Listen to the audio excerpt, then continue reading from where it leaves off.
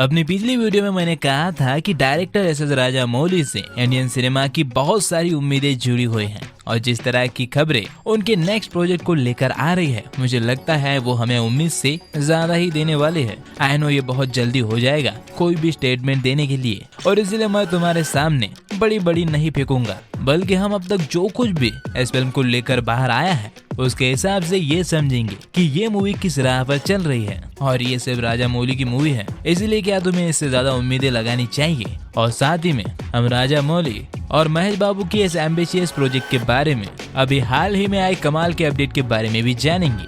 तो चलो शुरू करते हैं। देखो, अब तक हम मूवी के बारे में पक्का तौर पर बस इतना ही जानते हैं कि ये फिल्म जंगल एडवेंचर होने वाली है, जिसे एस एस राजामौली डायरेक्ट करने वाले हैं और इसमें हमें महेश बाबू एज अ लीड दिखने वाले हैं। और सिर्फ इतना ही पता होने के बाद भी इसकी हाइप आसमान छू रही है। साला बड़े फिल्मों के यही मजे होते हैं, फिल्म चाहे कैसी भी बने लेकिन उससे पहले फोकट की मार्केटिंग तो हो ही जाती है। क्या साबित करना चाहता है तू?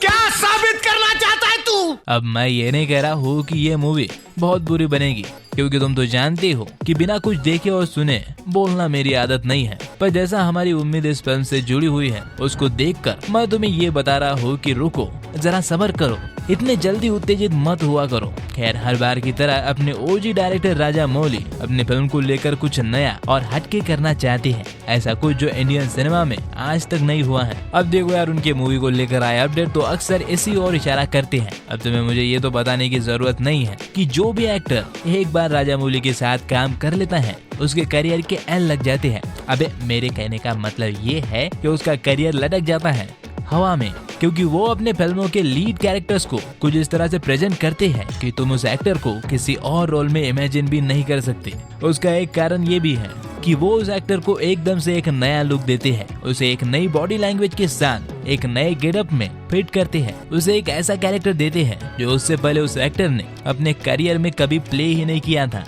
एंड दैट्स व्हाई वो कैरेक्टर इतना पॉपुलर हो जाता है कि हम उस एक्टर के अलावा उसमें किसी और को देखना ही नहीं चाहते। एग्जाम्पल के तौर पर मगध का रामचरण, या फिर RR का राम, या फिर बाहुबली का प्रभास। एक्चुअली में इसके अलावा कुछ और डायरेक्टर ने भी स्ट्रेटजी का यूज किया है, जैसे एनिमल में रणविजय और अबरार हक। इन दोनों कैरेक्टर्स को बॉबी देओल और रणबीर कपूर ने प्ले किया था, लेकिन रणबीर कपूर ने रणविजय का जैसा कैरेक्टर अपने पूरे करियर में आज तक प्ले ही नहीं किया था। और सेम सिचुएशन बॉबी देओल की भी थी। वह भी KGF का रॉकी भाई भी प्रशांत नील के साथ KGF में काम करने से पहले यश ने ऐसा कैरेक्टर कभी भी प्ले ही नहीं किया था।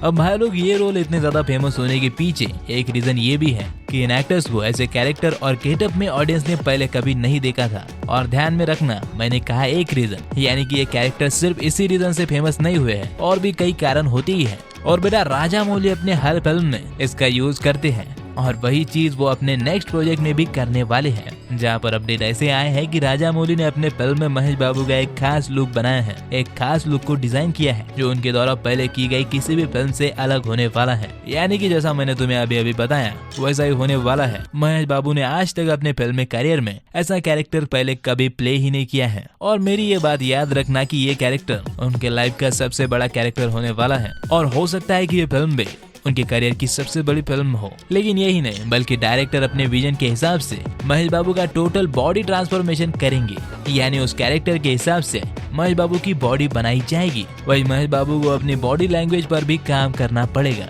Of course for the performance. लेकिन बात यहाँ पर खत्म नहीं होती है। इस फिल्म के लिए महेश बाबू को अंडरगोइंग एक्टिंग वर्कशॉप भी करनी पड़ेगी। अब जिनको भी पता नहीं उनको मैं बता दूं कि अंडरगोइंग एक्टिंग वर्कशॉप में ये सिखाया जाता है कि अपने एक्टिंग को और कैसे निखारा जाए, और अन्य एक्टर्स, एक्टिंग कोचेस और कास्टिंग डायरेक्टर्स के साथ नेटवर्क कैसे बिल्ड किया जाए। तो मैं अपनी भाषा में कहूँ तो महेश बाबू अपनी टिपिकल मास मसाला साउथ फिल्म की ओवर एक्टिंग से हटके अपनी असली एक्टिंग स्किल्स को और बेहतर करने जा रहे हैं, ताकि फिल्म में उनकी एक्टिंग पर कोई भी सवाल ना उठे और परफॉर्मेंस एकदम बेस्ट हो।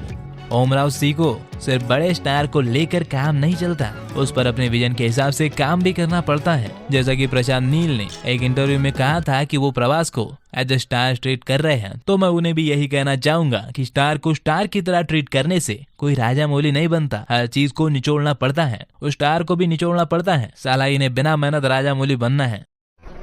बंद करो, हाथ जोड़ के मैं मोदी साहब से गुजारिश करता हूँ।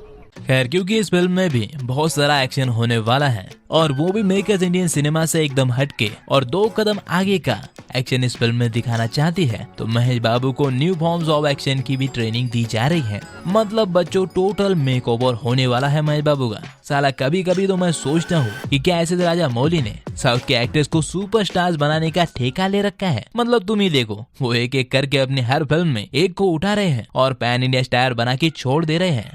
जोर जोर से बोल के लोगों को स्कीमें बता दे।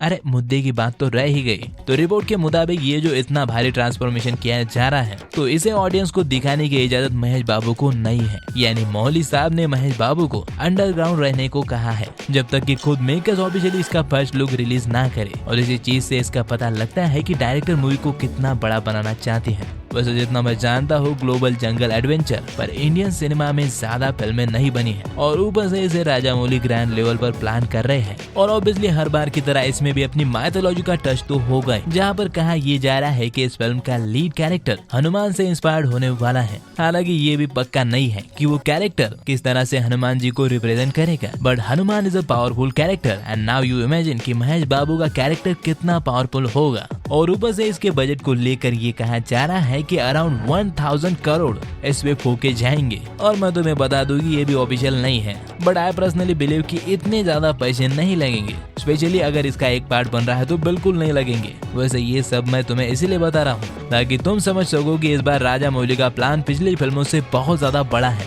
वो हर बार कुछ यूनिक तो बनाते ही है, लेकिन मुझे ऐसा लग रहा है कि इस बार वो कुछ ऐसा बनाने का प्लान कर चुके हैं जो ना सिर्फ उनकी पिछली फिल्मों को बहुत पीछे छोड़ दे, बल्कि हॉलीवुड में भी अपनी धौंस जमाए। साफ साफ दिख रहा है कि वो अपनी मूवी को ग्लोबल मार्केट में बेचना चाहते हैं, इसलिए तो इस बार ग्लोबल एडवेंचर फिल्म बनाई जा रही है। और बेटा लोग मेरे शब्द याद रखना, इस बार ये फिल्म कुछ ऐसा एक्सपीरियंस हमें देंगी जो इंडियन सिनेमा में किसी भी फिल्म में नहीं दिया है। और बाकी तुम सब तैयार रहो फिर से कॉपी करने के लिए। अरे नहीं, मैं ऑडियंस से नहीं बल्कि इंडिया के बाकी सभी मेकर्स से कह रहा हूँ। बताओ साला कितना शर्म की बात है कि एक डायरेक्टर हर बार अपने आप को चैलेंज करके कुछ नया ट्राई करता है और उसमें अपना बेस्ट देता है, और तुम साला बिना सोचे समझे उसे कॉपी करते हो और फिर फिल्म पिटने के बाद सोचते रहते हो कि मैंने तो प्रभास को कास्ट किया था, फिर मेरी फिल्म कैसे पिटी। और हाँ, मैं यहाँ पर सिर्फ ओम राउत की बात नहीं कर रहा हूँ।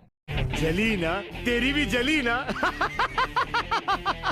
तो भाई लोग फिलहाल इस पर प्रोडक्शन चल रहा है। रिपोर्ट्स की माने तो इसी साल अक्टूबर में इसकी शूटिंग स्टार्ट हो जाएगी। अगर सब कुछ सही रहा तो वो भी हो सकता है कि तभी इसकी टाइटल अनाउंसमेंट भी हमें देखने को मिले। खैर देखते हैं कि इस बार मौली साहब हमारे लिए क्या नया और हटके लाते हैं। वैसे तुम इस फिल्म को लेकर कितने एक्साइटेड हो मुझे कमेंट में जरूर बताना। और हाँ, अगर ये वीडियो अच्छा लगा हो तो कल जो मैंने बाहुबली 3 पर वीडियो बनाया था उसे भी एक बार जरूर देखना, तुम्हें मजा आएगा। वो वीडियो तुम्हें लेफ्ट साइड में मिल जाएगी। और यार हर बार मुझे तुम्हें तुम्हारे फायदे की बात बतानी पड़ती है। सब्सक्राइब करो यार, मैं बता रहा हूँ YouTube हर बार तुम्हें मेरी वीडियो रिकमेंड नहीं करने वाला। इससे बेहतर है कि तुम मुझे सब्सक्राइब करके नोटिफिकेशन बेल को ऑल पर सेट करो ताकि तुम्हें हर बार मेरी वीडियो की नोटिफिकेशन मिलती रहे। तो जल्दी करो। तो हाँ, आज की वीडियो में बस इतना ही। हम मिलेंगे अगली वीडियो में, तब तक आप फिल्म देखो।